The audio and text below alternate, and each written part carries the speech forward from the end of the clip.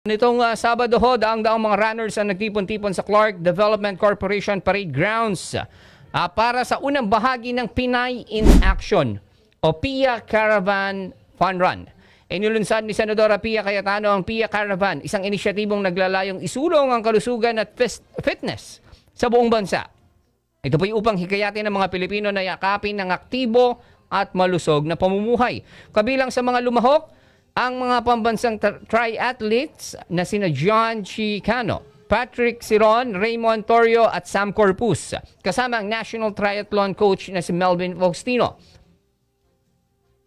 Bukod ho sa mga atleta, nagpahayag din ng suporta ang mga leader o local leader tulad ho ni CEDC Vice President for Security Services Lina Sarmiento, Angeles City Councilor Rocco Del Rosario at Ralph Basti David, ang Chief of Staff ni Mabalacat City Mayor Chris Garbo.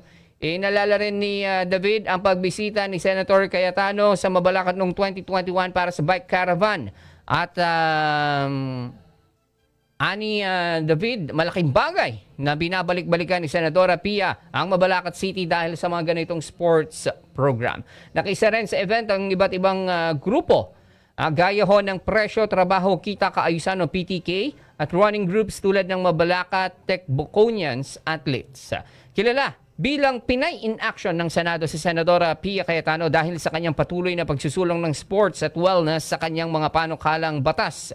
Bunga ng kanyang sariling karanasan bilang runner, cyclist or triathlete. Ang susunod na PIA Caravan o gaganapin ho ay isang bike caravan dyan sa May Tarlac sa darating pong November 16, 2024.